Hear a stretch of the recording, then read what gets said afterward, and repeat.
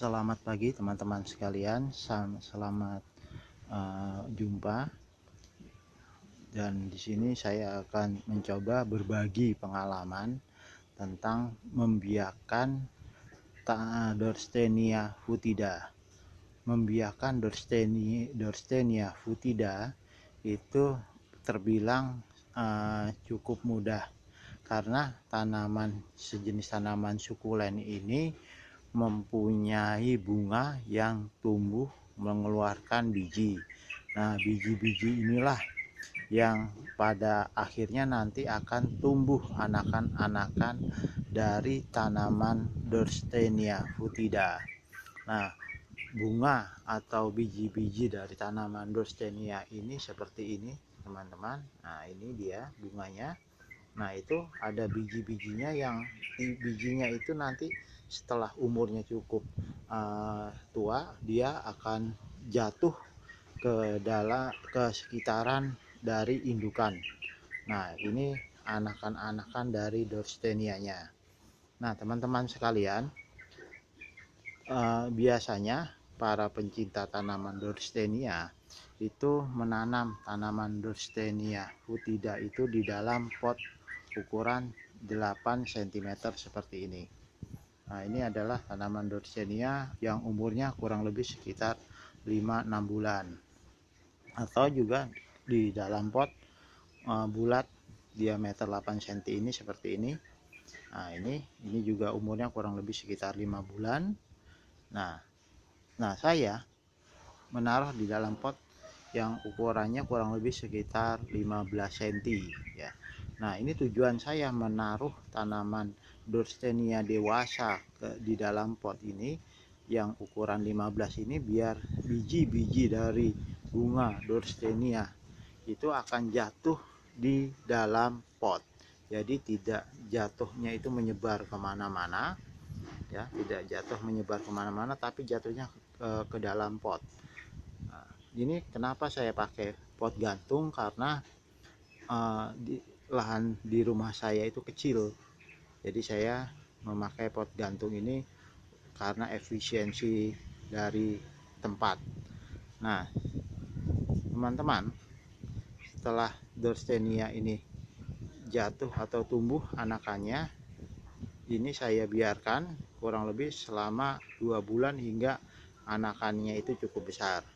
Nah, setelah besar, Dorstenia akan saya pindahkan satu-satu ke dalam pot tanaman seperti ini ya. Nah, media dari untuk memperbesar dan memperbanyak Dorstenia adalah medianya pasir malang seperti ini. Nah, ini kemudian kotoran kambing dan juga tanah, yaitu perbandingannya 1:1:1.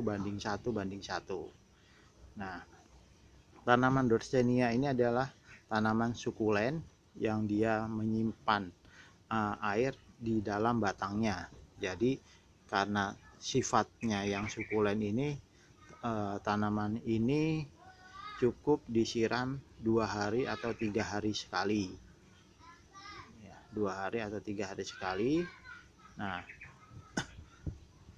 dan jangan sampai tanaman ini sering-sering disiram, karena bisa mengakibatkan pembusukan pada akar atau batangnya, kecuali akar tanamannya itu sudah kuat. Nah, kalau akar tanamannya sudah kuat dan tidak ada luka di tubuh tanaman Dorstenia ini, maka dia cukup kuat walaupun terkena siraman hujan ya, saat musim hujan tiba. Nah, kalau akarnya sudah kuat, itu nggak khawatir. Yang terpenting apa?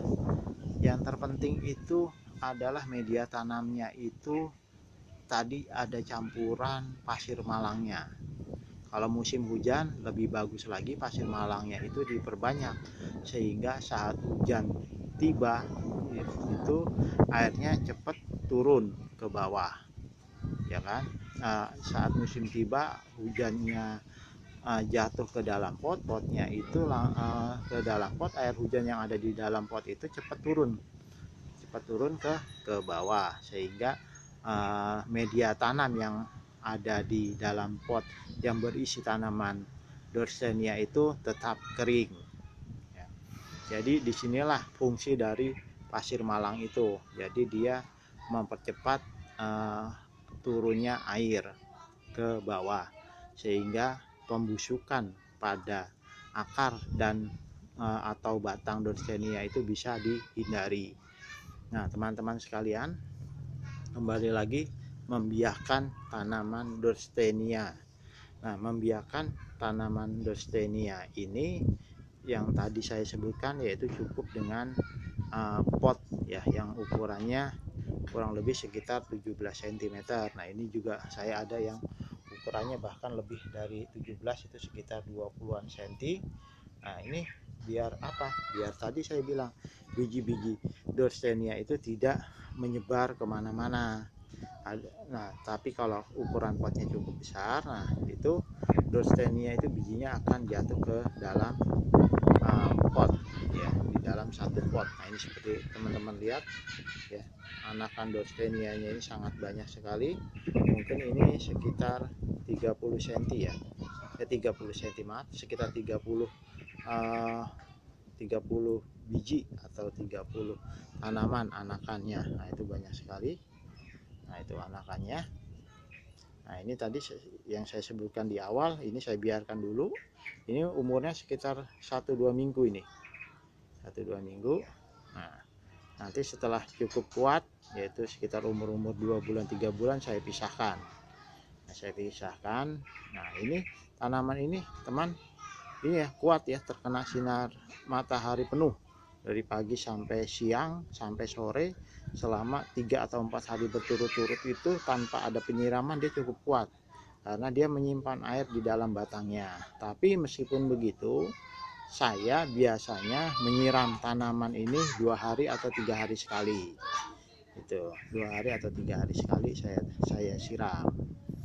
Nah, ini alhamdulillah tanaman-tanaman Dorsenia saya itu tumbuh cukup cukup rajin berbunga dan tumbuh cukup pesat.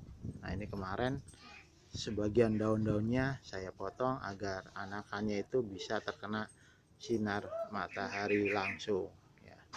Demikian teman-teman sekalian, pengalaman saya membiarkan tanaman Dorsenia. Sekian dan terima kasih. Wassalamualaikum warahmatullahi wabarakatuh.